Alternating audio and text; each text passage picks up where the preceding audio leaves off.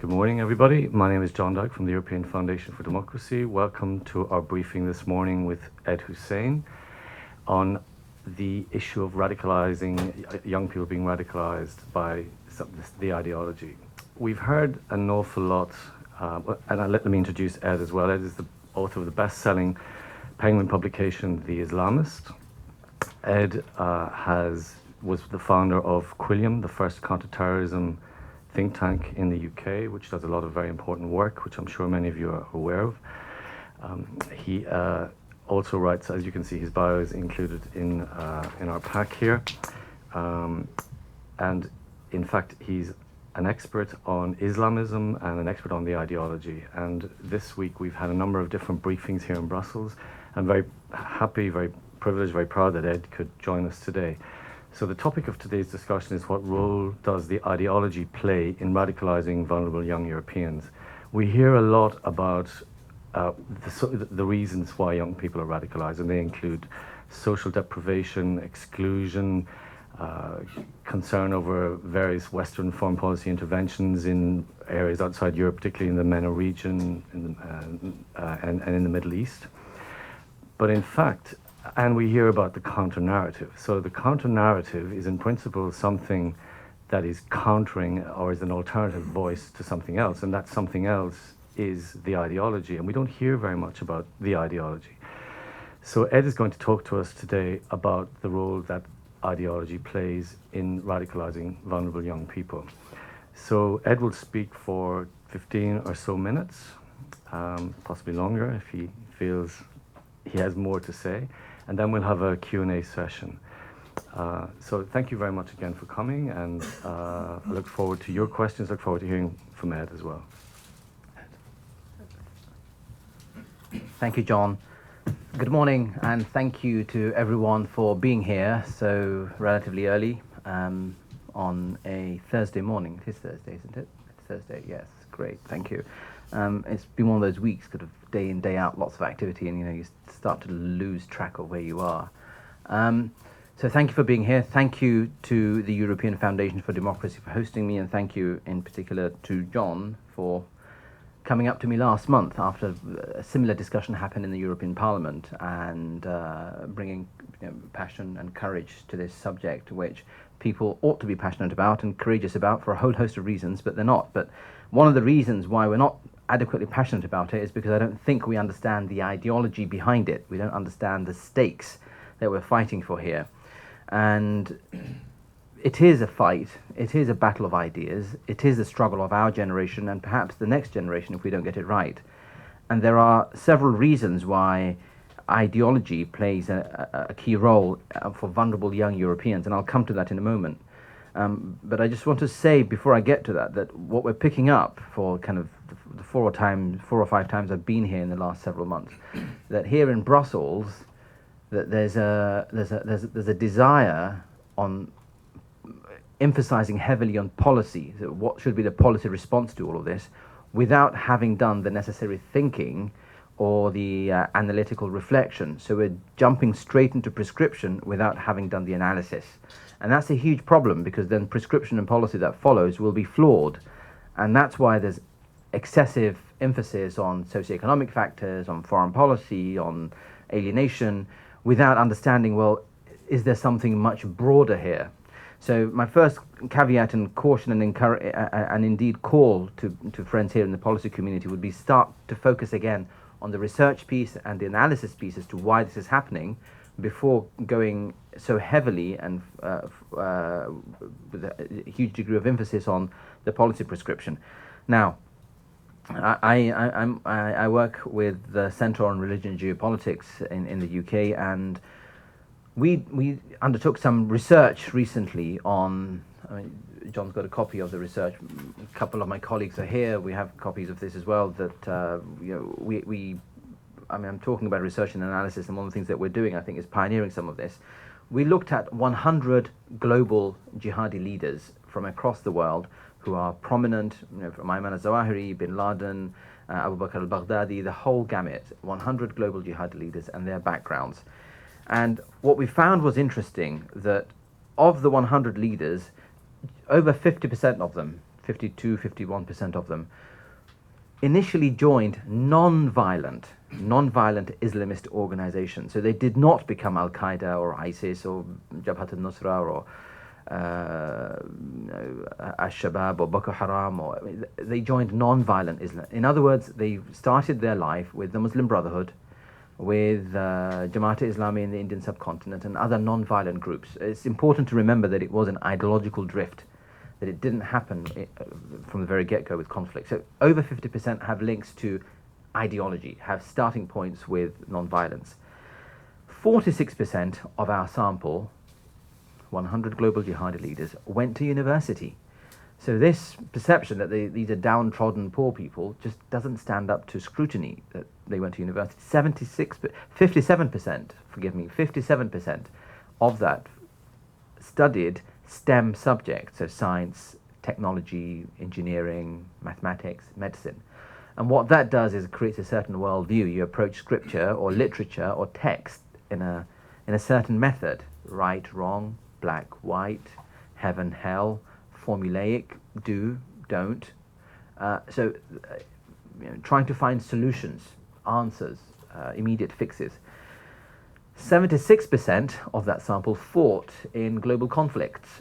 So there's a spurring from conflict, whether it's Levant, i.e. Iraq, Syria, Sahel, Algeria, Mali, AFPAC, and increasingly East Africa.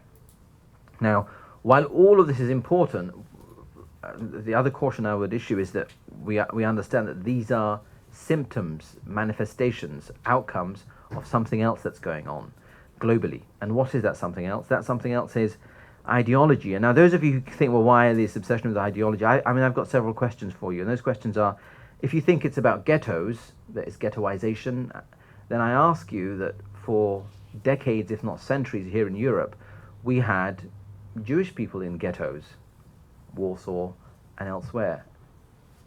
And let's ask ourselves, why did that community, or a section of it, not produce the mood music that then led to extremism and ultimately violence? Why not?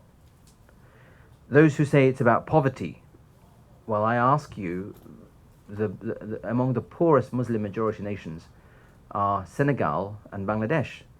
Why is it that neither of those two countries have produced the kind of extremism that's come out of wealthy Saudi Arabia, Qatar, Kuwait, and elsewhere? Why not? If it's poverty, then shouldn't it be basically the Bengalis and the Senegalese, or the Mauritanians indeed, blowing themselves? What's going on? Why not? I mean, it's a serious question as to what's missing here.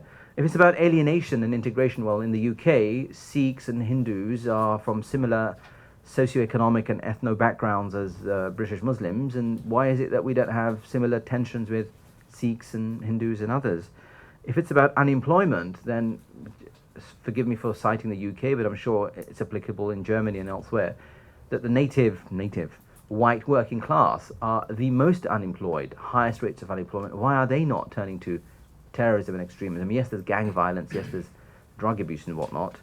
And finally, this push on foreign policy. By the way, I'm not denying that these don't have anything to do with it. I'm just saying that that's just part of the problem. There's a bigger issue here. Foreign policy. If it's about foreign policy, why isn't ISIS and Al-Qaeda and others targeting and attacking Israel? Because all the crimes that the US, the UK, and others are allegedly accused of, negative policies towards Muslims, and well, Israel stands accused of all of those things, domestically and in its foreign policy. Why is Israel not being attacked? It ticks all the boxes. Why was Belgium attacked? And if it's about intervention, well, the West did not intervene in Syria. So when the West does intervene in Iraq, problem, radicalisation, terrorism. And incidentally, 9/11 happened 3 years before Iraq. The 1993 World Trade Center bombing happened 10 years before the Iraq invasion. So we should be careful, I think, about self-flagellation, attacking ourselves constantly at the expense of not seeing what the real problem is. So what is the real problem? We're up against an ideology, we're up against a mindset. That ideology, the enemy mindset, fully understands what it is that they are fighting, and they are fighting the universal values that this part of the world has advocated, popularized, and implanted in say, the Middle East and the wider Muslim world that led to the Arab Spring. Those include values such as the rule of law. We dismiss those now, but they're absolutely vital as to who we are. They include gender equality. They include racial equality. They include religious and religious pluralism, but in broad terms, secularism. Now, those we may think are cliches, but in large parts of the world, in China, Africa, indeed Russia, Latin America, people are giving up their lives for those. But here in Europe, we have young Muslims and others who aren't prepared to embrace those values as something to be proud of, because we are no longer confident in fighting for those values or upholding those values. Now, on the other side, what is it that young Europeans are finding attractive? What is that ideology that draws young Somalians and others, young Arabs, increasingly young Pakistanis, into that lure? And it is essentially 6 things. These are the 6 building blocks of the ideology on the other side. This ideology is also a theology. This ideology draws heavily from religion. We don't understand it because we no longer do religion, in Northern Europe at least. This ideology was born out of the situation in Egypt and Egypt's prisons, but also Saudi Arabia and Saudi Wahhabism or Salafism. And in Egypt's prisons, Sayyid Qutb and the production of Islamism. So it is a theological, political, a theopolitics, if you want to call it that, the mixture of Islamist politics and the mixture of Salafi theology. What I'm not talking about, and please, I appeal that you understand this, and I'm not bashing Islam. I'm proud and observant Muslim. I think Islam is one of the greatest faiths of the world. It's given to human civilization. It's under sustained attack now from within by people who are spreading this cancer. So this is not about bashing Islam. So just for a moment, don't take that message away. It's about identifying a growing cancer within Islam, and that's Islamism, a politicization of the faith. It's relatively modern. It started in Egypt in 1928, in Pakistan in 1948 by Banna and Maududi, respectively. And it was taken to steroid levels by Sayyid Qutb in the prisons, and then Afghan war and whatnot, and we can go into the history in the Q&A session. But ultimately, there are 6 ideas, theological, religious, scriptural ideas that drive this ideology. The first one is that the advocates and the adherents of this theopolitical ideology, and by the way, it doesn't matter whether they call themselves ISIS, Al-Qaeda, Jabhat al-Nusra, Boko Haram, don't get distracted by their tactics, don't get kind of into their cul-de-sacs. Yesterday they were called Jamaat al-Takfir wal-Jihad in Egypt, then they became Al-Qaeda, now they're ISIS, but they share all of these features. And the first feature is they approach scripture, religious text, Islamic literature, Islamic religious text, the Quran and the Hadith of the Prophet in particular, literally, or harfiya in Arabic, this emphasis on literalism. Now, that's fundamentally problematic because it's driven by the STEM subject specialists, and it's problematic because the vast majority of the world's Muslims do not share this literalist approach to scripture. For 1400 years, most Muslims have been pluralistic. The evidence for that is the 4 or 5 schools of thought, if you include the Shia Jafari school, that Muslims throughout history have always questioned both political and religious authority, and inherent pluralism or ta'addudiyya is part and parcel of the Muslim mainstream. And again, in the Q&A, I'm happy to give further examples. But this ideology and its adherents are literalists. So Sayyid Qutb, or Hassan al-Banna, or Maududi, or now Abu Bakr al-Baghdadi, when they see verses of the Quran that says sovereignty or rule is for God alone, they literally mean no democracy allowed, no popular politics allowed, no sovereignty for parliament or popular sovereignty is to be acceptable. Only God's law is enforceable. What they miss is interpretation, because that essentially means their interpretation. The vast majority of the Muslims of the world do not share that Saudi Salafi extremism or that literalism. So there's no context, there's no history, there's no scholarship. It's their form of literalist Islam. From that literalism, Salafi literalism, stems a separatism, which is the second point. With that approach to scripture, with that reading of scripture, they are separatists. They first separate themselves from their own families, from their own communities, and from the vast majority of Muslims. The evidence for that is if you've ever lived in Egypt or in Syria or any of the Muslim majority countries, they're separatists because they won't pray in the mosques of other Muslims, because we have tombs in most mosques, and much like Protestants and the Catholic debate, they think if you're praying at a mosque in which there's a tomb, you're a polytheist. Well, go to Turkey. There's hardly a single mosque where there isn't a tomb, and these tombs go back hundreds of years. Go to Syria, these tombs go back 1300 years in Syria. So the mainstream Muslim mainstay of history and practice is that kind of more pluralist Islam. But Salafis won't pray in those mosques. Salafis will attack those mosques. That's why they destroy tombs. And Salafis are separatists. So that's the second point. In their separatism, it's not just against fellow Muslims, they're also separatists from the West. So this is why we have integration problems, because they will not want to integrate with non-Muslims. They see other Muslims as non-Muslims, and then, so never mind people like yourselves who are the true quote-unquote non-Muslims. Therefore, integrating with you, marrying into your or our communities, holding common civil ceremonies, even membership of the UN, voting, holidays, memberships of unions, for the 1st of May, Workers' Day, all of those things are seen as a problem and therefore should be separated from, because religiously not sanctioned, scripturally, literally not available in scripture. So that's the second point. They justify that, for those of you who want more specialist knowledge, with something called al-wala wal-bara, an idea stemming from Saudi Arabia's Medina University in 1981. So that's the separatism that drives the segregation both within communities. They don't see other Muslims as Muslims, but also with non-Muslims. The third idea, stemming from the first two, is takfir. That not only will they say that they're separate, not only will they say that their literalist scripture is valid, but if you don't believe in their worldview, they make takfir of you or excommunicate you. They call you kafir. Takfir is from the noun kafara, or kafara yukaffiru takfir. So they then make takfir of you. In other words, you're no longer, if you're Muslim, you're no longer Muslim. So the reason why in Iraq the Al-Qaeda's operatives 2003 onwards were attacking Shia Muslims is because they thought they weren't Muslim. So there's this obsession with trying to make Muslims non-Muslims. The reason why they're attacking all the tombs in Libya is because they're Sufi Muslims. The majority of the world's Muslims come from a Sufi influence. So it's not just that they're blowing up the Bamiyan Buddhas, but they have a scriptural reasoning behind it. That takfirism came to fore in the public domain in 1956, 66, when Qutb was hanged. Was it 66 or 64? But when he was hanged, in 1981, the reason why they justified the killing of Anwar Sadat, the Egyptian president, was because they said he was no longer a Muslim, he was an apostate, that he had to be killed.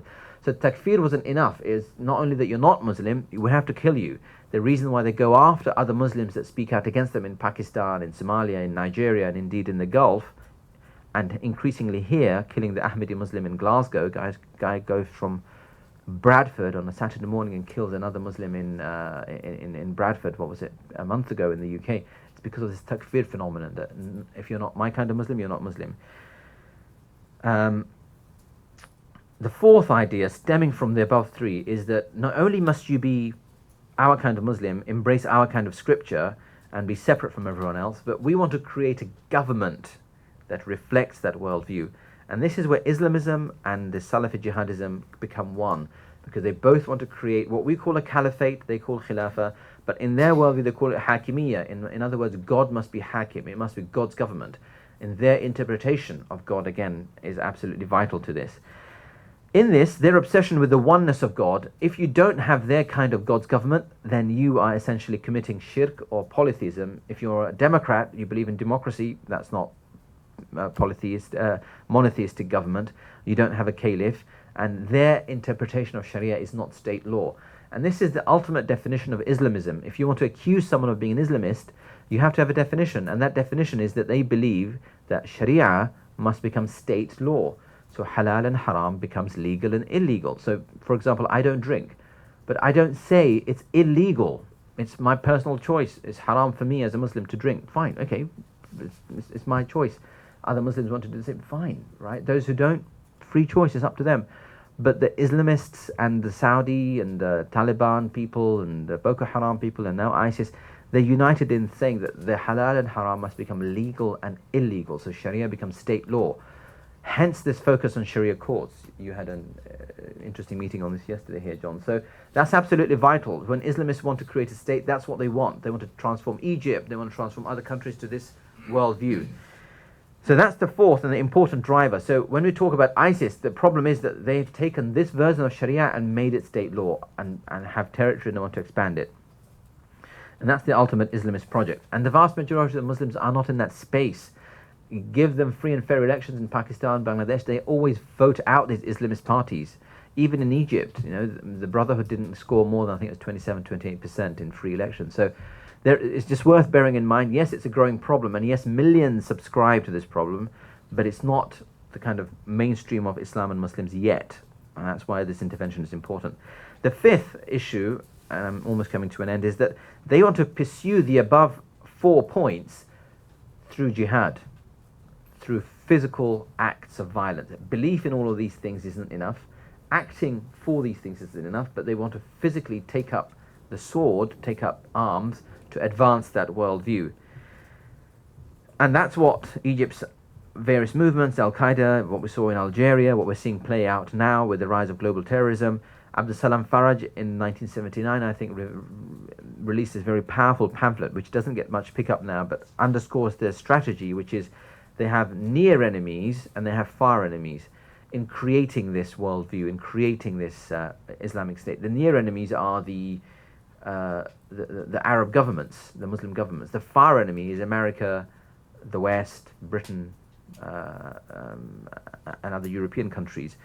So the near enemy and the far enemy prevents them from creating this Islamic State, and therefore you've got to fight them on 2 fronts. So when they attack here in the West, they very consciously are attacking the far enemy that prevents them from creating their Islamic State in multiple countries. So it's pursued violently, and it's pursued strategically, and it's pursued with justification from Scripture. And the last point is all of this is done. The above 5 points are held dear to the adherents of their worldview with total certainty. Now, we are born and raised and educated in a world of liberalism and asking questions and reflection and acting in proportion to the evidence and being doubtful and even more doubtful, and liberal paralysis or analysis paralysis. But we don't understand the certainty with which the enemy mindset approaches all of this. And by the way, God encourages doubt in the Quran, and God encourages doubt in the Old Testament, that doubt leads you ultimately to better worship and purity, every state of purity. So I'm not blaming religion here. What I'm alluding to, what I'm saying more directly is that their total certainty that they are on capital T singular truth is underlying this narrative and this theology and this ideology. And unless we question them with this kind of language and unpack and inject doubt in their certainty, they will not be stopped from becoming suicide bombers. I encourage you to go onto YouTube, Google Mohammed Siddique Khan, Siddique spelled Siddique, the 7/7 lead bomber in London. He recorded a video for his YouTube video for his daughter, less than a year old, before he led the attacks on the London metro system in 2005. And in it he says with complete conviction that he will meet his daughter in the next life. He has to go and kill in this life, that he has to do this thing and bring destruction. Now he's talking to an innocent, angelic child, but promising her an afterlife where he will meet her, because he's convinced, and this is absolutely important, his utter conviction that he's going to die a martyr, shaheed, and he will be rewarded in the hereafter with heaven. And the 9/11 guys had a similar worldview. The Charlie Hebdo attackers, people who attacked us here in Belgium, had a similar worldview. And the way to get around that is to empower Muslim voices who inject doubt and saying, no, you are murderers going to hell, not martyrs going to heaven. And our discourse hasn't reached that level yet. So why are young Muslims turning to that? Because of their certainty, because of the attraction, and because of our uncertainty, because of our self-doubt, but ultimately because of a broader civilizational mood here, that we're too guilty because of our imperial track record, because of the world wars here, of asserting our values. Now, in this assertion of values, I don't say our in the sense it's just European. I think the vast majority of the Muslim world is broadly in the same place. And it's just how you tie the two together in order to defeat this cancer that's growing in our midst. Great, thank you very much, Ed. Fascinating. So we'll open the floor for Q&A, and please, if you could state your name and your organization before you ask the question. Before we kick off, perhaps I could just actually make a comment and ask a question at the same time. So on Tuesday this week, Gilles de Kerchove is the EU counterterrorism coordinator, was speaking to the Foreign Affairs Committee in the European Parliament. And he said something that for me was an absolute revelation, that it's taking until the middle of 2016 before I hear this sort of this comment from the senior counterterrorism official in Europe, the most senior counterterrorism official in Europe. He said that one of the key drivers for radicalization of foreign fighters in the MENA region and in Europe is the ideology. He described it as the ideology. And he said we in the West have, and Arab governments as well, have not addressed this problem at all. And it just got me, so I was quite surprised to hear him say that. It was a sort of just news to him that, or not news to him, I'm sure he understands it very well, but that it was being announced in 2016 that ideology has a significant role to play in radicalizing foreign fighters. And you think, in 2011, the European Commission set up the Radicalisation Awareness Network, which brings together frontline practitioners, security officials, government agencies, psychologists, etc., together to look at how you address radicalisation and what kinds of policies you need to put in place in order to address it. And you've got in 2015, 1st of July 2015, you have the Internet Referral Unit, which was set up in cooperation with Europol, intended to take down offensive material, propagandizing material used by terrorist groups to radicalize and recruit vulnerable young people. You have the, and by the way, those powers will not come into being until the 1st of May 2017. That's when the powers will actually be law. In December last year, you have something called the EU Internet Forum, which was set up by the Commission as well, which was for EU member state governments, the European Parliament, and tech companies to come together to see how they can work on addressing radicalization online. They want NGOs involved in this, but it's actually very peripherally involved. We as NGO, the NGO community, are not involved in this work, which is a shame, I think. So, sort of long way of saying that there seems to be a lot going on at the EU level, but I think they're only beginning to understand. And I think also last year they set up 6 new Radicalisation Awareness Network working groups, including something called the Communications and Narratives Working Group, which is meant to work on the counter-narrative itself, the alternative, the counter-narrative, which, when you hear those words, you think it's about countering something. So countering what? Countering the ideology. So what you've outlined here is extremely interesting in terms of the building blocks of how radicalization can occur. I just wish the EU had talked to you 6 or 7 years ago when they were formulating their organizations in terms of how they address this.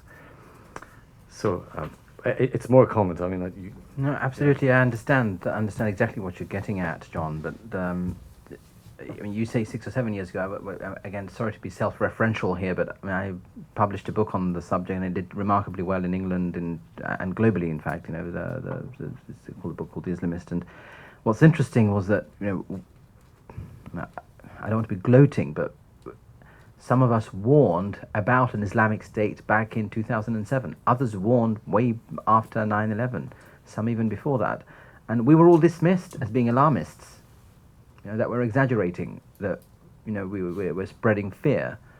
I mean, I wish I could wake up from this nightmare now of a landmass as large as Great Britain, a population between Iraq and Syria being held hostage by something called ISIS. So this is real, and it's going to get worse unless we understand what we're up against.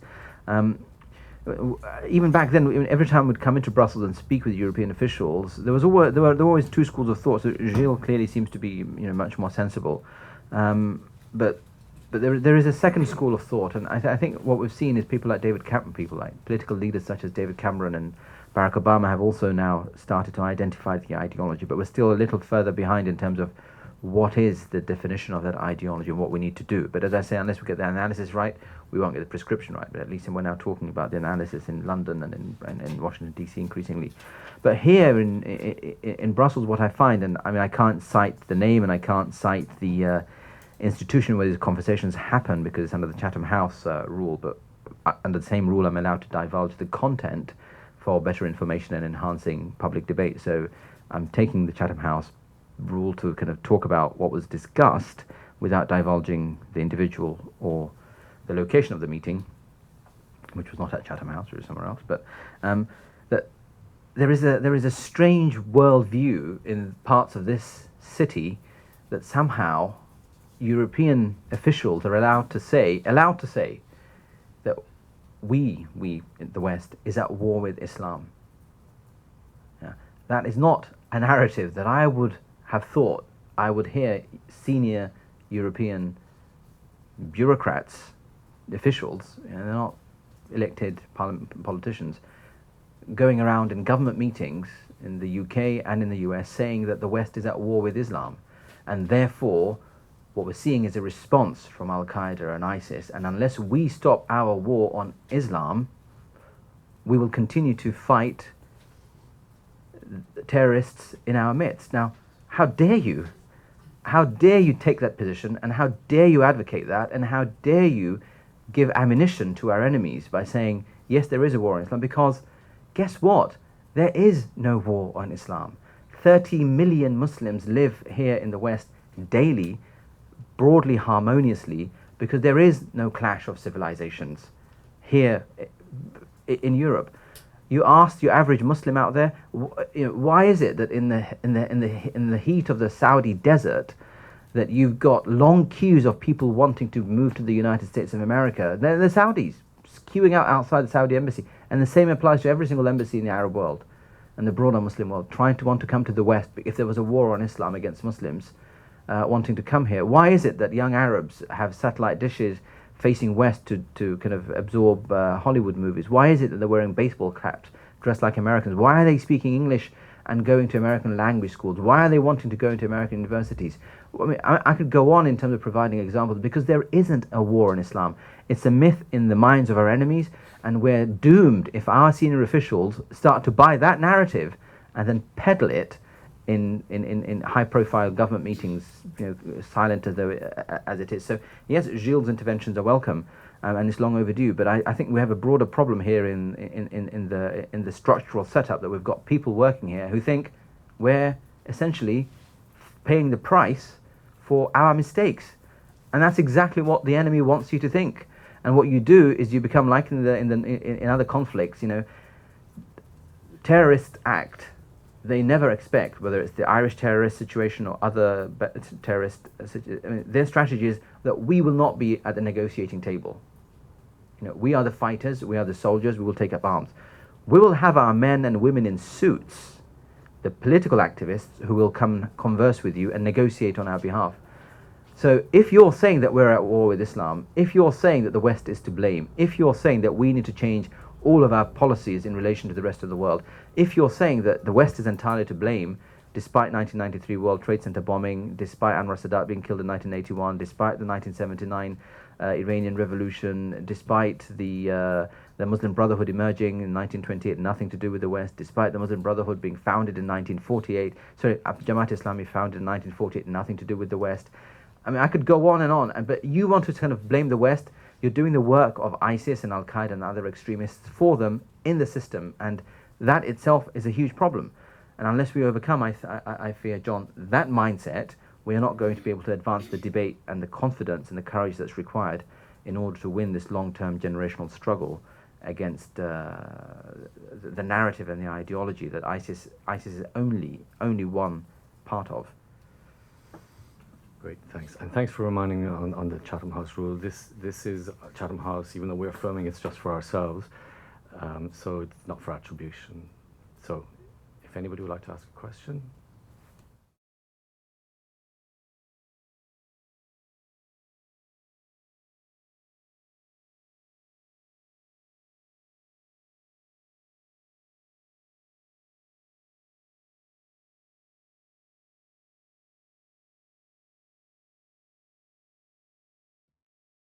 Thank you, John.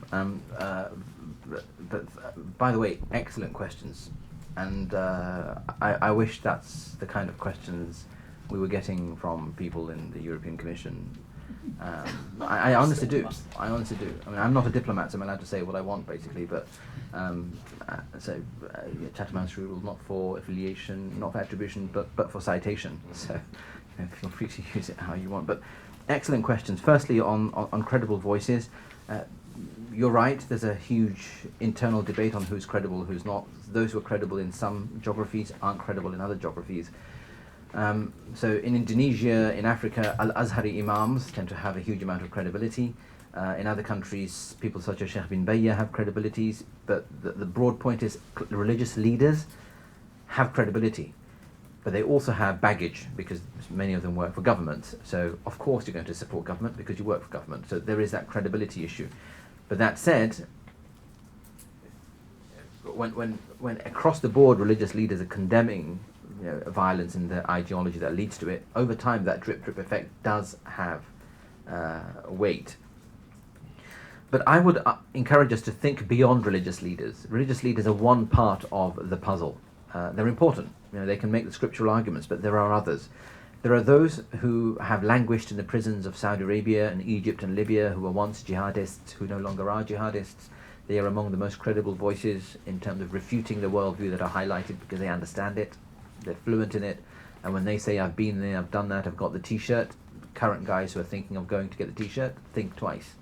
So we haven't amplified their voices enough, especially the Libyans and the Saudis. Another category would be coming at it counterintuitively, and I always think about this.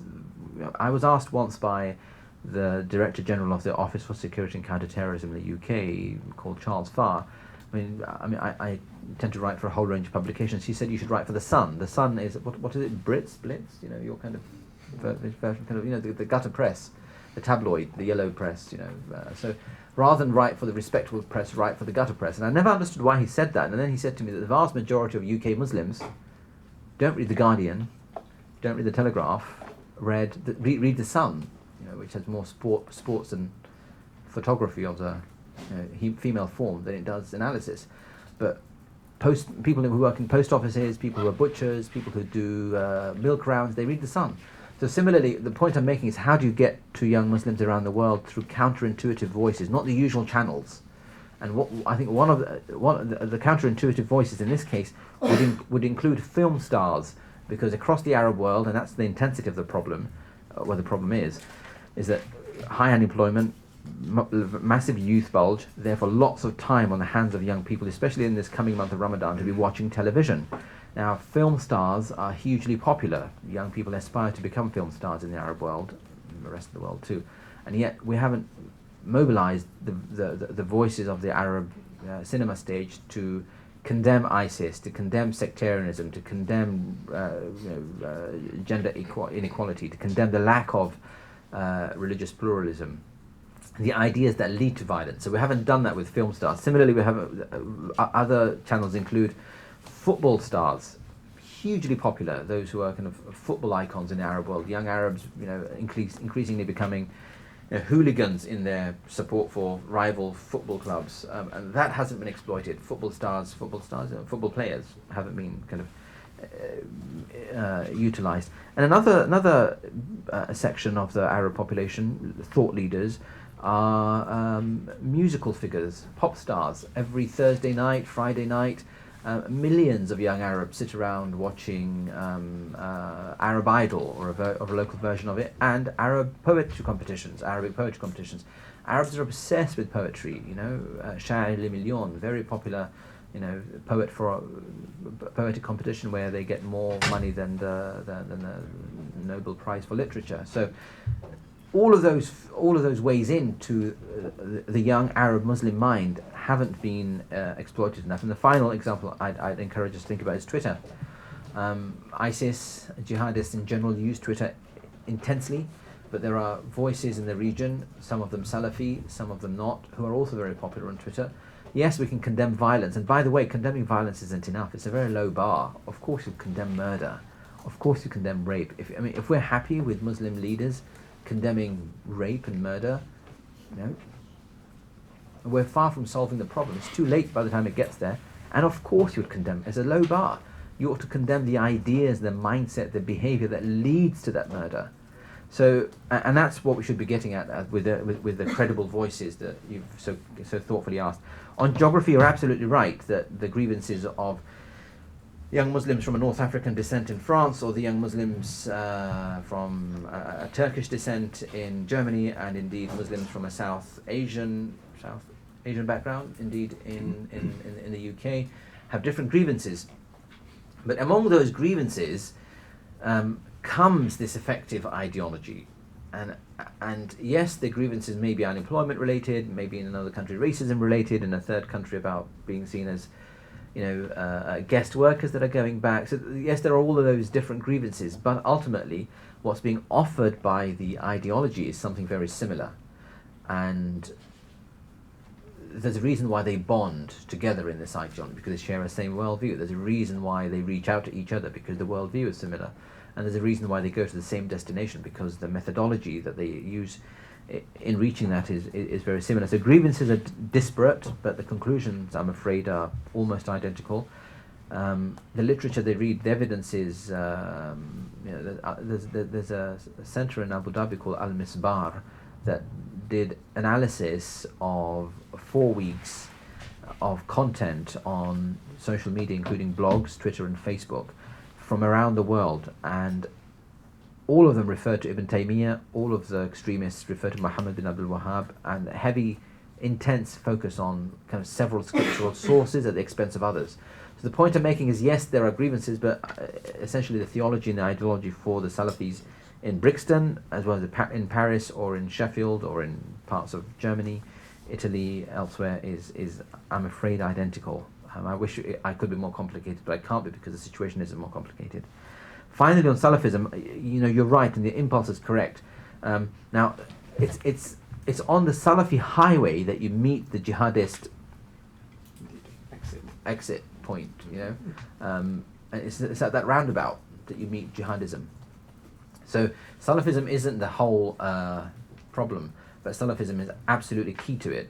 Now, that said, where Salafism is also very powerful, and this is where I think policymakers find it attractive, is that Salafism can also stop violence. So the Saudis, and indeed the Libyans and increasingly the Egyptians, have used Salafism to stop Salafi jihadism. In other words, using scriptural arguments against violence. But what they do is they stop the violence. So in Saudi Arabia, the Saudi regime has used Salafism to stop Salafi jihadism by saying that they should pledge allegiance to the king, which was the first ISIS state when Saudi Arabia emerged in 1932. That was the first ISIS state that puritanical Muslim Salafis would pledge allegiance to the Saudi king. If the Saudi king calls for war, they go to war. If the king doesn't call for war, they don't go for war. Now, that's a short-term policy response, that you're allowed to retain all of your ideological problems, but you don't go to war yet, because the Saudi king, to whom you have allegiance, hasn't authorized it. I'm not sure that we want to devise policy in this part of the world that's held hostage by a Saudi king and inevitably his, no chance of a her, but his call of war. So I see the impulse. You can use Salafism to dissuade someone from violence, but you can't use Salafism to de-radicalize, never mind counter extremize. So it is a short-term mechanism, I think, to bring people away from violence, but it doesn't have a long-term policy answer. Thank you for your question.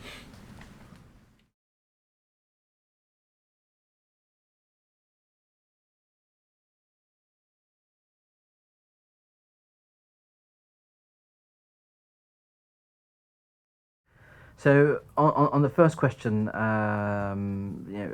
religious literalism, yes, it's been around for centuries, but just forgive me for going theological on you for just a brief moment from just an intra-Muslim perspective.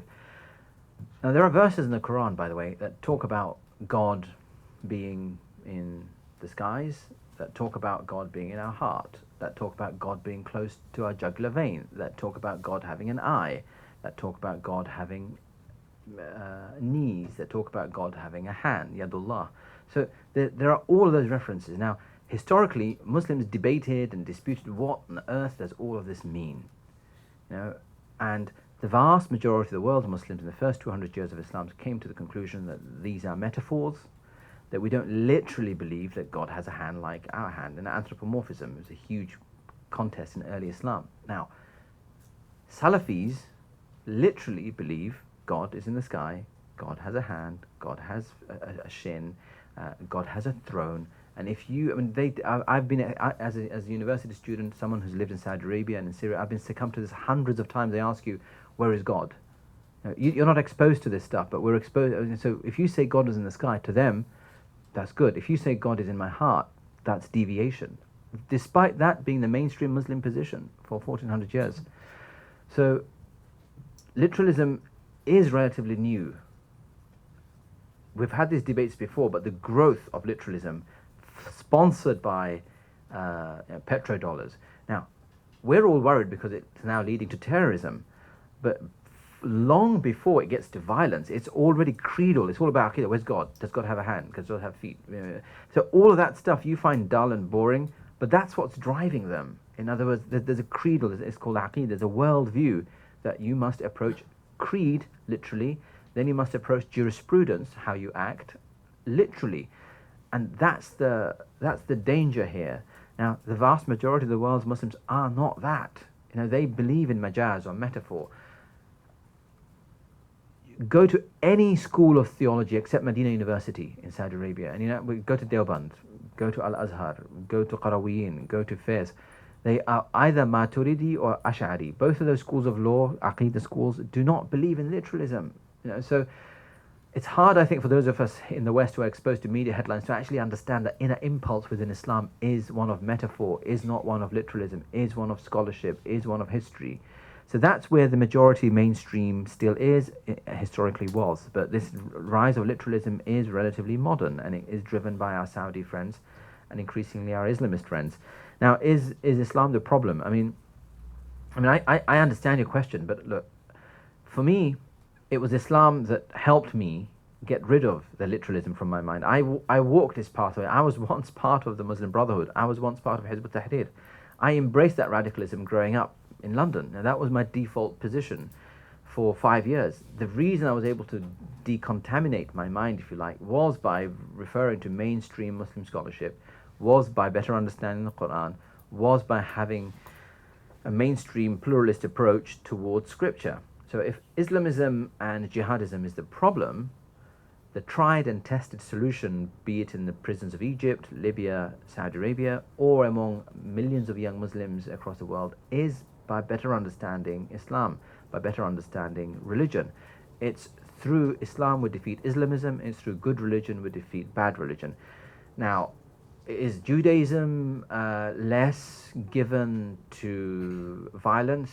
I mean, you read the Old Testament, you look at ancient Jewish history, you look at the rebellions against Rome. I'm not sure if in those days, if Judaism was in less. Now, that's not our topic here today, but Christianity, I don't want to sound like a kind of typical Muslim guy talking about the Crusades, but that's also there, the Lord's Army and wherever in Africa.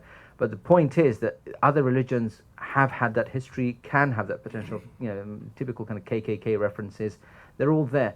But our real issue is that despite all of that, today in the world, it is, and just this quarter, we monitor extremism every month. We've released something called the Global Extremism Monitor. Just this quarter of this year, 10,000 lives have been lost in 49 different countries from Islamist extremism and Salafi jihadism.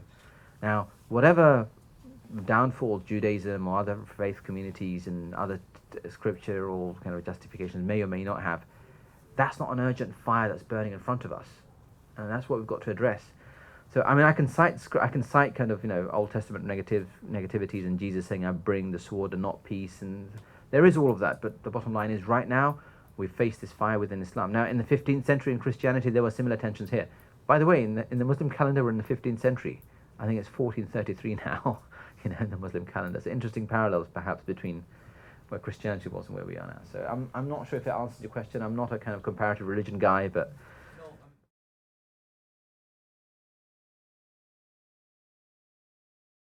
I understand the question, but I would caution against the impulse to see it purely in psychological terms.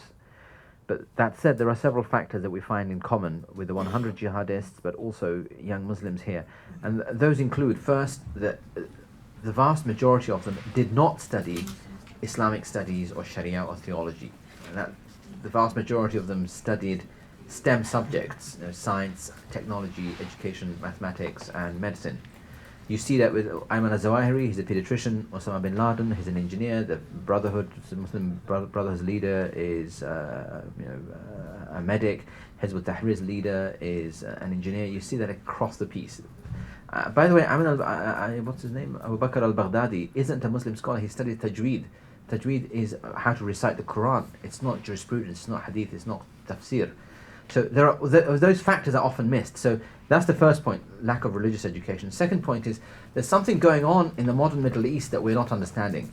And that's been in the making since the 1960s onwards, where you have large numbers of people coming in from the countryside into the city. Identity grievances. In other words, the people come into the city from Tanta and other places. In the countryside, they were the Za'im, or they were the tribal leaders, they were the regional influencers. In the city, they have no credibility, no kudos, no sense of belonging. They're studying these subjects, engineering, medicine, law, and then they become respectable figures in their own right. But they don't have respect in society. They then join the Muslim Brotherhood and other organizations that give them worth, that give them belonging. So there is that countryside-city dynamic that's playing out. A third dynamic that's playing out is that once you make enough money, the middle class phenomenon that lots of economists have written about, that you then want some say in the way in which your country is run. Lots of people who've gone through the education system, have made their money, become middle class, don't have any say in the way in which Egypt is run or Libya was run. And then there is an impulse to join a movement that gives them a sense of purpose, to have influence over the political discourse. A fifth factor, especially in the European setup, is that lots of Muslims who've come into Europe, they go onto university campuses and they come from these very socially conservative families, and suddenly they're exposed to drinking and free drugs and free sexuality, and don't know what to do with it. Now, Catholics and Protestants have had 500 years of a head start in how to deal with this kind of flagrant secularism. Live and let live. Keep the government out of the bedroom, keep the government out of the boardroom. There's an ideological position here, libertarians. But Muslims aren't there yet, and it's hard for a young Muslim who's come out aged 18 from Bradford, where he hasn't had any sustained contact with the opposite sex, never mind how to date, how to drink. What do you do in all of that? So there are, I think, all of those factors there at play, and we could go on and maybe have a separate conversation, but John is keen to keep the conversation flowing.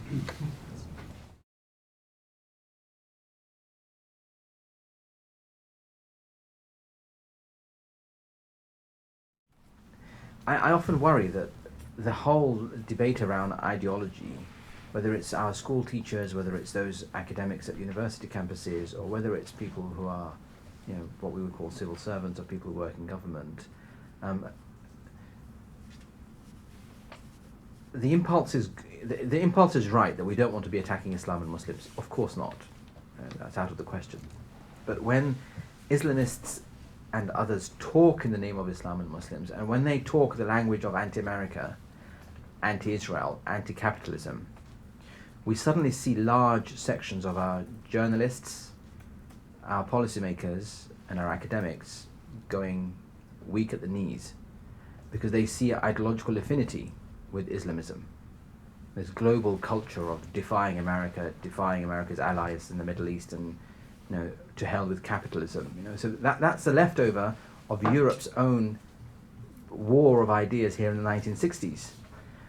And we have this problem in the UK. We've got a leader of the opposition, Jeremy Corbyn, who's basically an ally of Hezbollah and Hamas and previously the IRA. And that's how bad the problem is in the UK far left, that they've taken over that centre-left political party, the Labour Party. Now, similar trends are at work here, in mainland Europe, in that Islamism, they think, well, it's not so bad after all, is it? It's anti-American, fine. It's anti-Israel, fine. Anti-capitalism, we agree with all of that. So what's wrong with a bit of Islamism? What they don't understand is that beast's ultimate grievance isn't just against Israel and America and capitalism, it's also Europe. I mean, there's a reason why Belgium was attacked.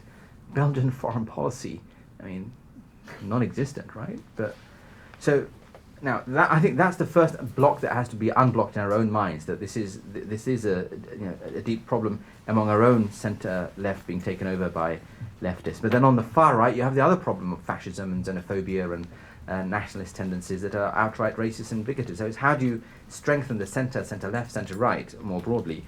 By the way, I hope I wasn't misunderstood. I'm not fighting Islam. I cherish and love my faith. I'm not fighting Islam. I'm saying someone here or people here can have that view that this is a war against Islam, and it's not.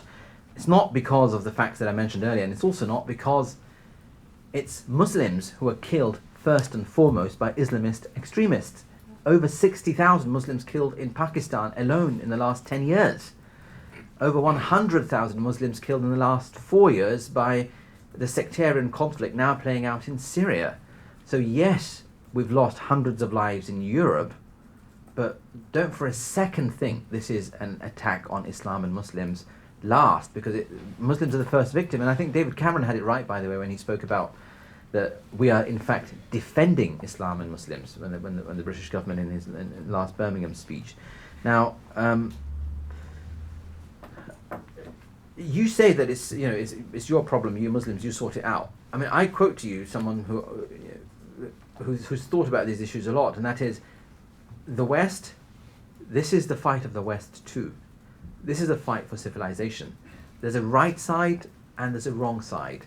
And part of our training is moral relativism. We don't believe in right, we don't believe in wrong. That's part of the problem we have in defeating this ideology, because we don't know what we believe in anymore.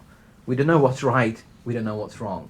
So when we can't decide because of our relative everything's right, but when we speak to our Saudi allies or our Jordanians that you mentioned, or our Egyptian allies, or indeed our Turkish allies, they're very clear about which Islam is right and what's being subverted.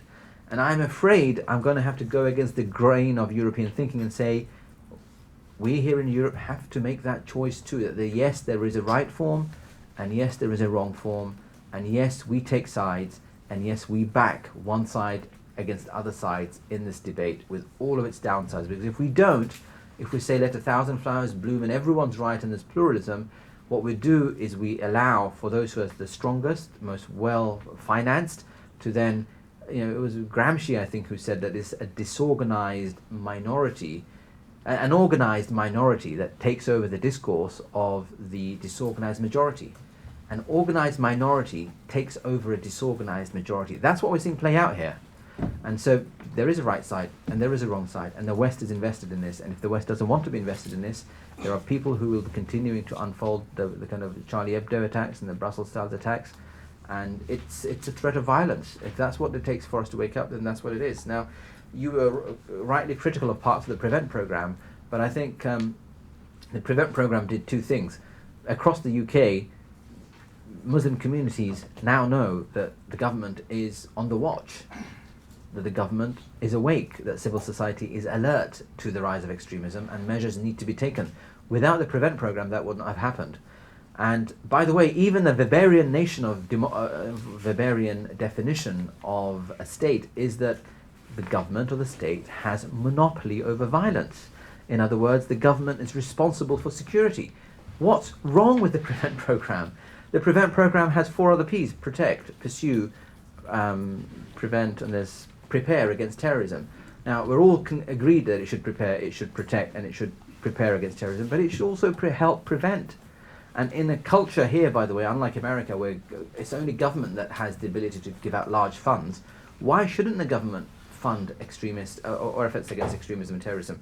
The last point I'd make on this is that the part of the PREVENT programme I think that's most successful and we can point to is the Channel programme, or the Channel Project, where young Muslims and others, converts who are seen to be heading towards extremism and terrorism, are tipped off by teachers and by colleagues and by child carers to authorities who are then able to discuss with them and change their minds. I know that makes our European friends and colleagues uncomfortable. I know it gives you butterflies in your stomachs. I know you can't digest all of this, but I'm sorry.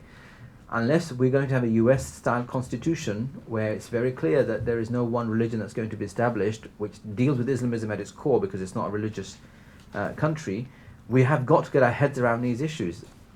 It's just, it is where it is, and in terms of policy responses, I mean, we get the analysis right, but in broad measures, I'd encourage us to think about four things, and those four things undercut extremism and Islamism without talking about it. If that's what gives us comfort, we don't want to talk about Islamism, then at least talk about what we stand for. First, the rule of law. Absolutely crucial, because Islamists and extremists don't believe in the rule of law. They want to overthrow the status quo and create their own rule of law.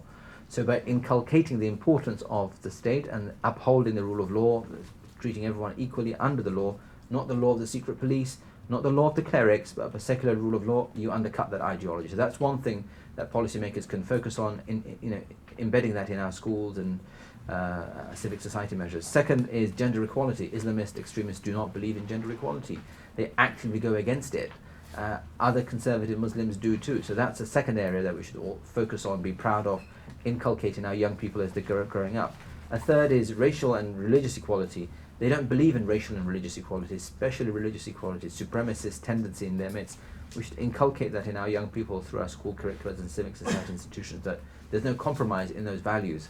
And the fourth is, and I hate the word tolerance, but acceptance of religious, sexual, and ethnic minority communities. We're seeing attacks on by ISIS on the Yazidis, on Kurds, on others for a reason, because it's justified through the worldview. If we can get those four things embedded in our schools and other bodies, then at least in the long term we can say that we're fighting back. So if there are soft things we're going to do, then stand up for those values and stand up for individual liberty, and assert them in a way that ISIS and others feel that this is a genuine battle of ideas. Right now, they're on the front foot, they're attacking, and our response hasn't been sufficiently robust in defending what I think is absolutely worth us defending.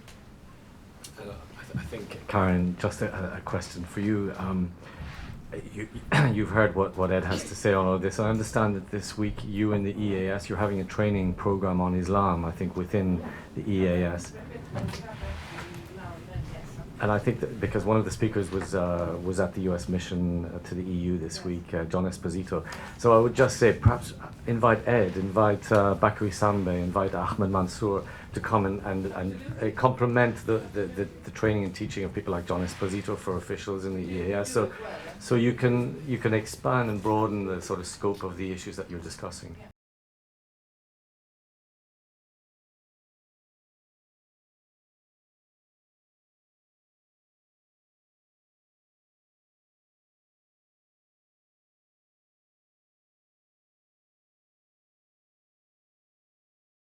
I don't want to name names and shame people, but my encounter with academics who come to conclusion that it's nothing to do with ideology broadly, it's all about grievances, tends to be, and the personal observations on both methodology and personality, tends to be people who either don't understand religion and its influence or don't understand ideology. I say that with full confidence because they're often born and raised in societies in which it's just not conceivable that someone who's religious thinks that they're going to blow themselves up and go to heaven. It's just beyond logic, beyond ration. Just it doesn't pass the test. They then assume everyone else is like that.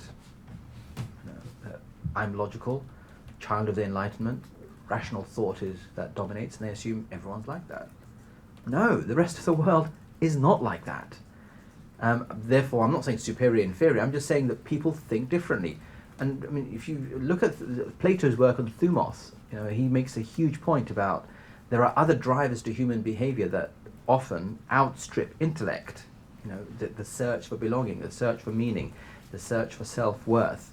And in Plato's estimate in the Republic, he says that thumos and that instinct is much stronger a driver than survival itself and intellectual analysis. So the point that most academics trained in the West often come up with is that it's got to be logical, it's got to be rational, it's got to be methodologically explained. But no, the world out there can often defy those prisms.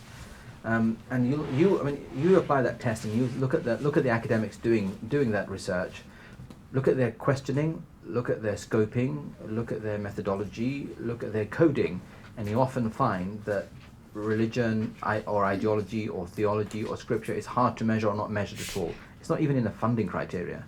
And I don't want to talk about a friend of mine and the founder of the organization I work for, Tony Blair, but one of the reasons why he set us up was because as Prime Minister, he was going into the Arab-Israeli conflict, he was going into the Northern Irish situation, and civil servants, bureaucrats, were constantly briefing him about identity, geography, history. All of that's valid, but nothing to do with religion or religious identity. Don't tell me for a moment the Northern Irish conflict has nothing to do with Catholicism and Protestantism, and the Arab-Israeli conflict has nothing to do with Islam and Judaism. But that wasn't on the table. So I think it's a similar mindset among academics who look at this stuff, that don't talk about religion. It's no longer important. We're all secular children of the Enlightenment, but that's not where lots of people are. So I think that would be my first response, because it's not in the questioning, it's not in the thinking, it's not in the training for most of the academics going out there. I would encourage you to look at academics such as Bruce Hoffman and look at his work. Dare I mention Gilles Capel?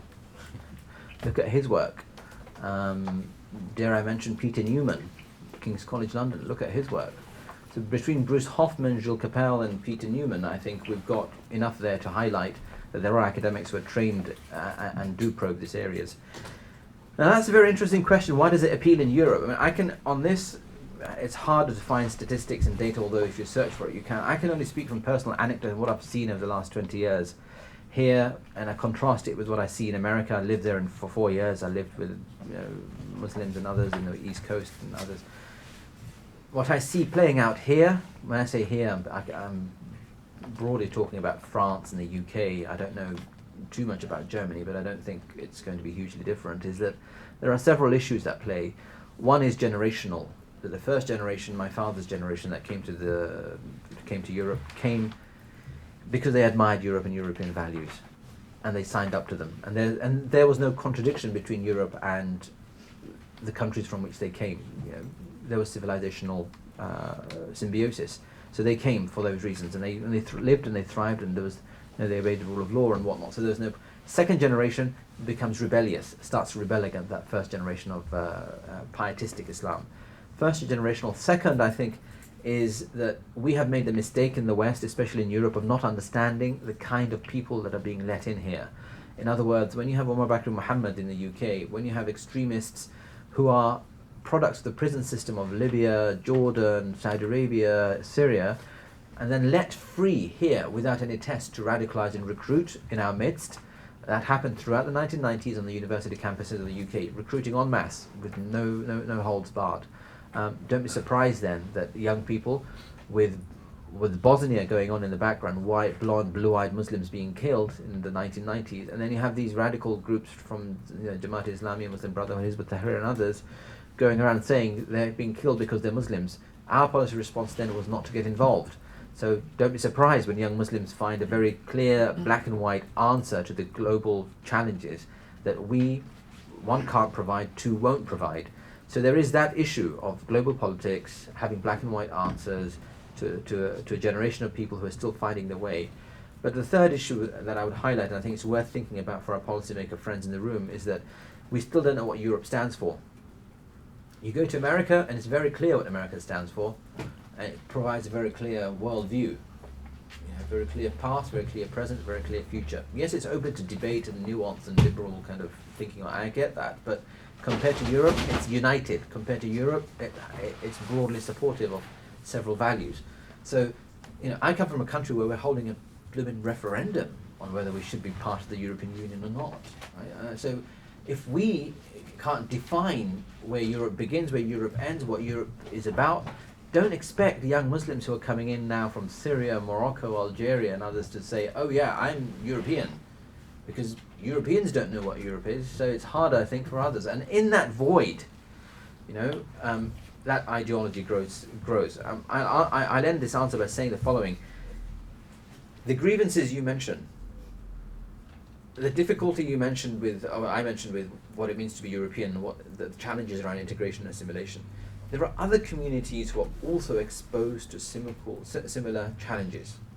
But what they don't have is an ideology and its advocates actively recruiting in their midst. And that's the silver bullet. And don't tell me for a moment that the Roma refugees don't have grievances of discrimination. Don't tell me for a moment that the Polish guys who are rocking up in the UK in their millions aren't discriminated against. I mean, they're treated as the lowest of the low. Hard life if you're kind of from Poland or Macedonia or where's the other country these days? Bulgaria. The plumbers and the electricians, they're discriminated against all the time. They can't get houses because Muslims and others who now own the houses, Jewish people, don't want to rent to the Bulgarians and the Polish because they take 10 a room.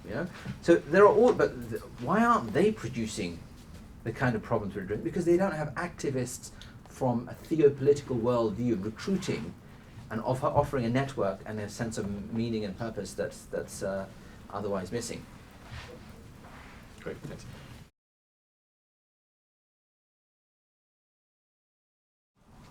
I think it's a great idea. I think it's long overdue, and it's not until I started working with several of my colleagues, who come from a Christian background. It does two things for us. One, working more closely with friends from the Jewish and Christian tradition helps Muslim theologians and Muslim leaders understand that other faith-based communities also had to undergo this challenge of the French Revolution. Essentially this kind of Rousseau-esque worldview of intense secularism. But then we came to a compromise in England, whether it's Edmund Burke, whether it's Church of England, whether it's the monarchy, the balancing. And so there's the French model and there's the British stroke Anglo-Saxon model with the Americans there as well. So, and yet it's not anti-religious in the way arguably France is. So I think that there is that lesson to be learnt from the Christian experience, if I may speak in such essentialist terms, for Muslim leaders. Now we're seeing that play out, which is my second point, with some Islamists who are trying to get away from Islamism and become, as you have here, Christian Democrats. They want to become Muslim Democrats. So there is something to be learnt in that, and yes, the human rights discourse is absolutely vital to that, because embracing the human rights discourse means you can't whip people, you can't stone people, you can't amputate, you can't discriminate against them. So that's what I mean when I talk about the rule of law and gender equality, that discourse has to be embraced. So absolutely, but it's not something we do, but it's something that should be done. So if our friends in the European policy-making world want to think more about that, it's that there is merit there. Christian Democrats have a worldview that actually works, centre-right Edmund Burke types, that actually does work with Islamists, because you can start to say to them, because by the way, what do we do with them? You can't keep them languishing in prison. You can't kill your way out of this. You've got to change their minds. And there is something in what you're saying that allows us to recalibrate that discussion and move them away from Islamist extremism to adopting the mainstream, but values-based engagement, that they come to the centre rather than take the centre to them. And my worry is often that the centre is moving in the other direction, and it shouldn't.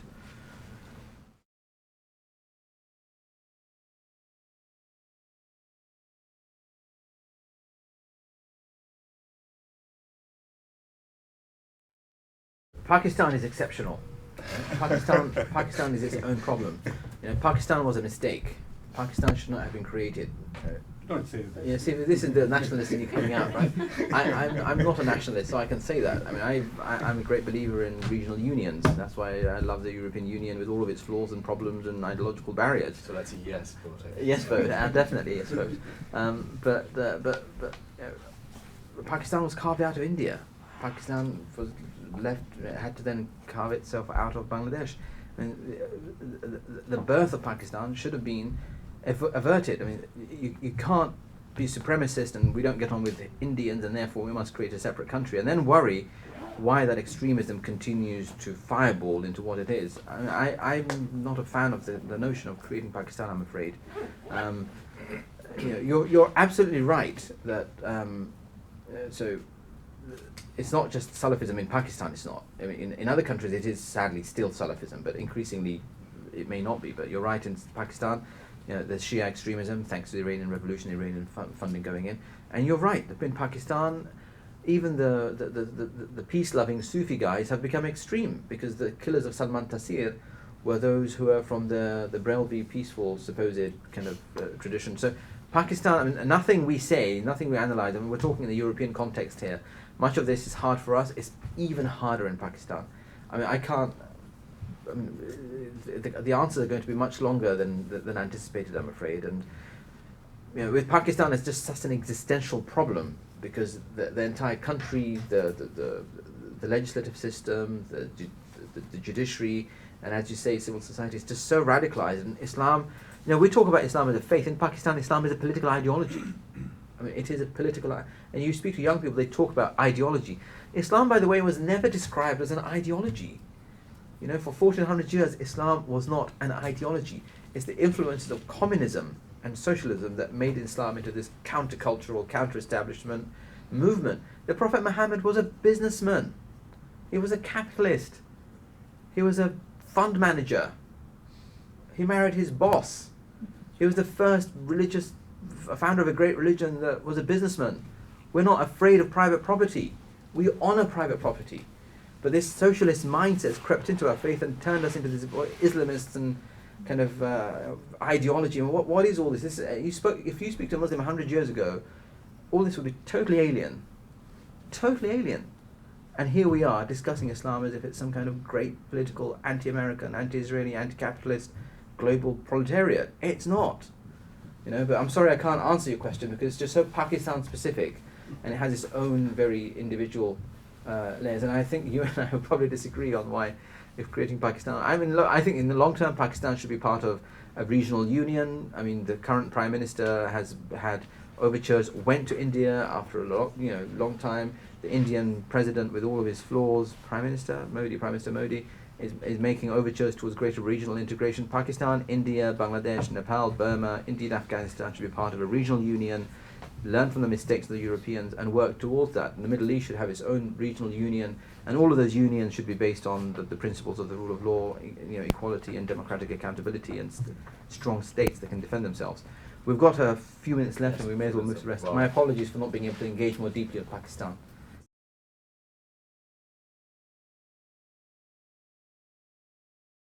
This is complicated and we've got 10 minutes, so I'll try to get to it as quickly as I can.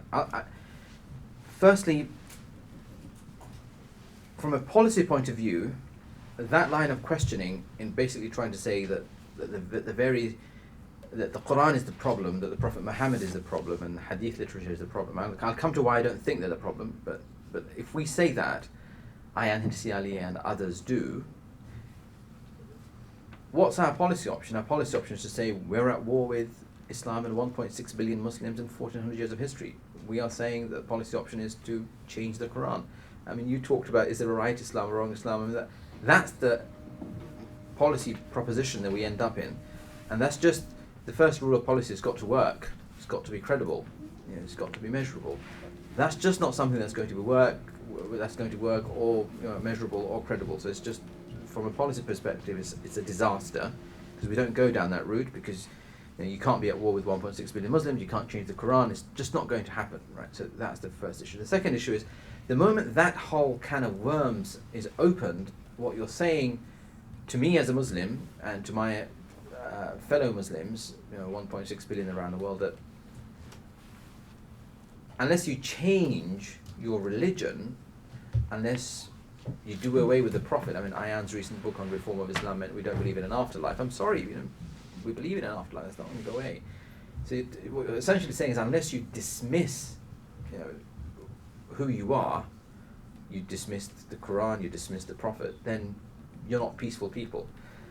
The third point, and I think the powerful point for me, is it's through the Prophet's example and it's through the Quran that not just me but thousands of others jettisoned Islamist ideology. My contention is that Islamism is a modern phenomenon. It is influenced by communism. It is post-colonial. It is political. Now, if you buy into that, which is factual, which is the dates prove it, then you can't then say to me, oh, but what about the Prophet Muhammad? What about the Quran? Because what I say to you as a Muslim is, it's, of the 114 verses of the Quran, 113 of them start with Bismillahir Rahmanir Rahim, in the name of God who is most compassionate, most merciful. There are not 93 verses that describe the Prophet as an example. There are two verses. One talks to him as an uswa hasana, good example. Others say, take from him what he gives, avoid what he leaves. The Quran describes the Prophet to us as rahmatan lil alameen, a mercy unto mankind.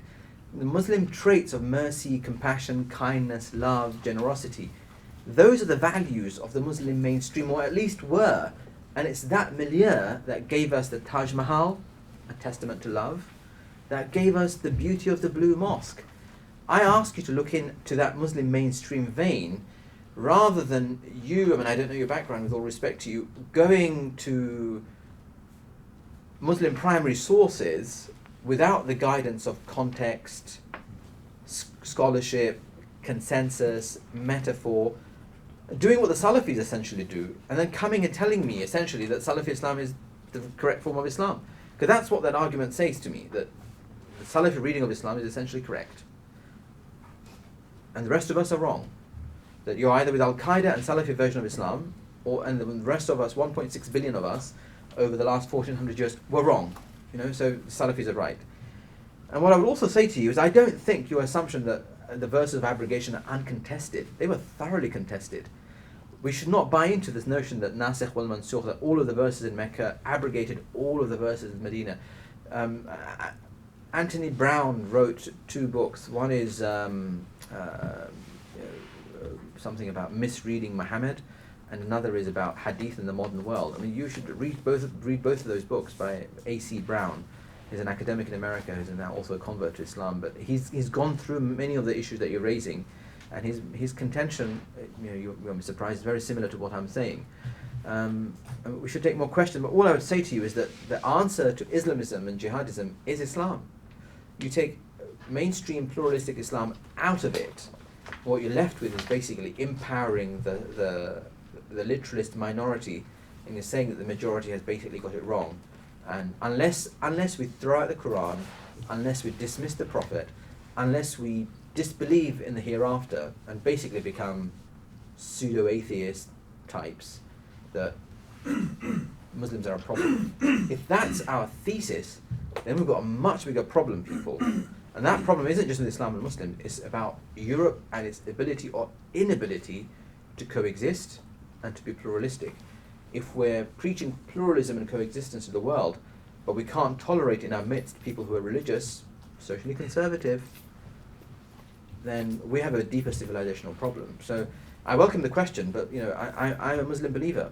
For me, Islam helped me get out of extremism and that worldview. Tens of my friends have benefited from that. We take that away, and what we're calling them towards is basically secular liberalist Enlightenment thinking of Rousseau. It may work for the French, and it may work for people in parts of Voltaire's Brussels, but I'm sorry, it doesn't cut mustard in the Muslim world, and it won't. I'm afraid Edmund Burke and John Locke have more resonance, because they used religion. John Locke used the power of scripture to undo fanatical Puritanism. And we learned from that example, I think, in the UK and in the US and in Ireland, indeed, where that's much more powerful. And I think, with all respect to our French friends, what they produce doesn't work. You agitate people, and you go against the grain of what it is.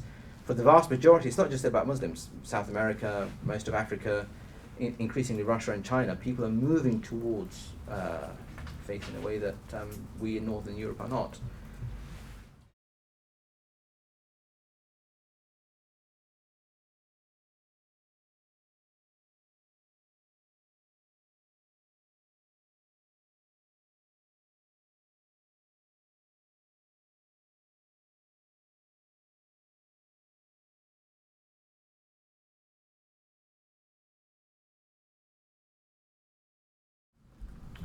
Great questions again. Thank you very much.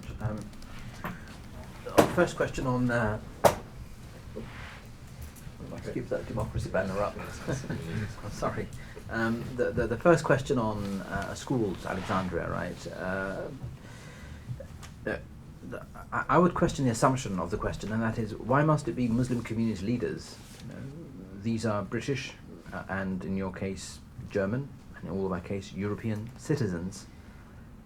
It should be the state that addresses what goes on in schools, and it should be teachers and civic society who have the freedom to impart those values without fear or favour. I mean, it's not for Muslims to say to other Muslims that this is what we must be teaching in schools. And it's we live in a collective society. We are all free to be able to say what goes in and what's taught in our schools. It shouldn't be preferential treatment for Muslims, and it shouldn't be send us your leaders mindset. There's the community, send us the leaders. No, I mean, we're citizens of our countries. and the central government, or in your case, the local government, as with any other community, should have remit over that. And the education system shouldn't be kind of preferential towards one system or another, but something that's equal for all. You're right about online and schools being the major theatres of operation. I would add two more: prisons and universities.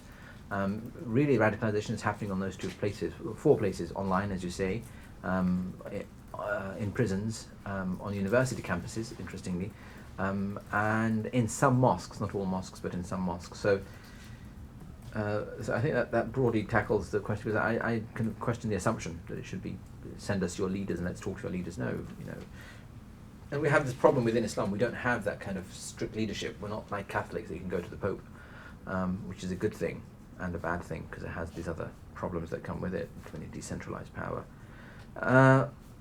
How to recognize Muslim Brotherhood or other Islamist types. Now, normally, if they're committed to their ideology, they will advocate it. If they're committed to their worldview, they will try to enhance it. So it's visible. But one of the features, again, I found in America, that there were very many Muslims who were social conservatives, but they believed in the separation of church and state. They believed in the non-establishment clause. They believed in gender equality. They were passionate about their armed forces. Yes, their armed forces. They believed in the power of force. And they were patriots.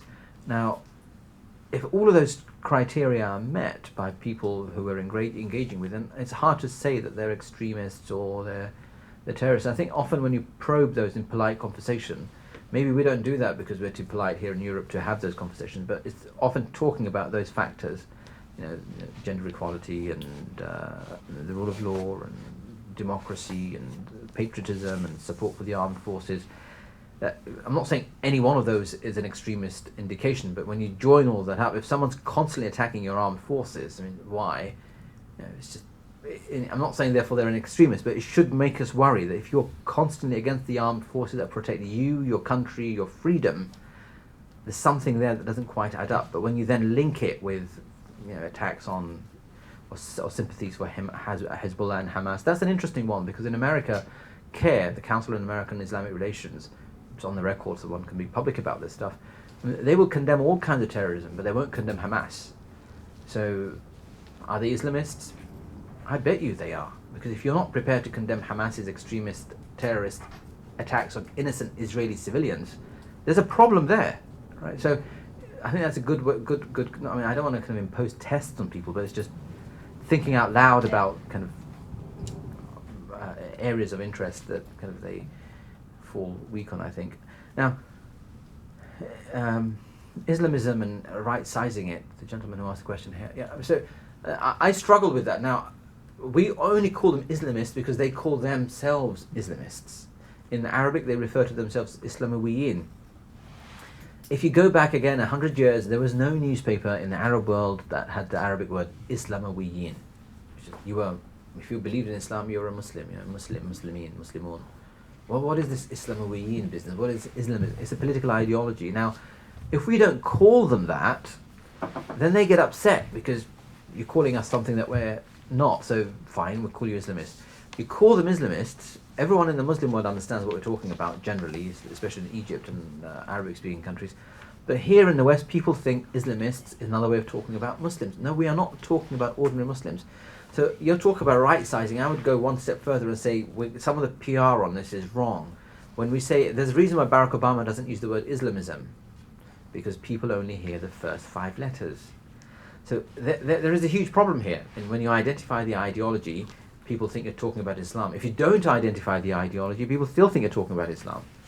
So, I mean, I don't know the answer to this. We're really stuck in this kind of problem. But because we're stuck doesn't mean don't talk about it, because if we don't talk about it, we lose lives. People are dying because of the growth of this ideology. So, the trade-off is, yes, there's a problem, but we've got to talk about it. If we don't, the problem continues to get worse, and therefore we talk about it.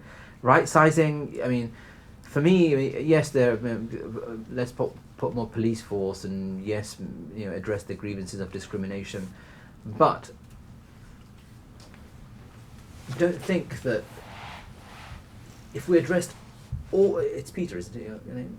Peter, if we address all of the grievances of Islamist ideologues, we can't, but say we did, Israel must not exist. Okay. Women must be discriminated against. Okay. Homosexuals must be thrown off the highest cliffs. All right. Religious minorities must be obliterated or made into slaves or pay special taxation. Okay. All of those grievances, put them on the table. The ultimate grievances, they must be in government. They must be, or their colleagues must be in government with their version of Sharia in control somewhere else, whether it's ISIS or the next. Unless that happens, that's the ultimate grievance. It's an ideological grievance that their interpretation of their world must be dominant. It's a quest for domination.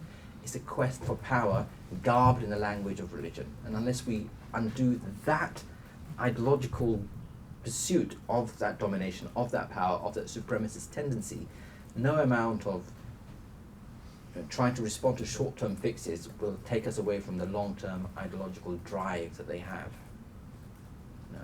I'm sorry if I've gone on for a while, and I'm sorry, I really am, if I've not been able to get through to some of you. And I'm also sorry that I've had to kind of bring so much theology to the table, but I make no apology that in 2007 we were told we were wrong. And I say this again now, that unless we get to grips with the problem as it faces us, as the terms of reference defined to us by this 70-year-old enemy stemming out of Egypt, Saudi Arabia, and increasingly Pakistan, the AfPak region, then we won't be able to solve it. It's a global ideology with the global appeal, the global advocates, and it's a global challenge, and we can't fix it piecemeal. Great, I think that's a fantastic way to end. I think.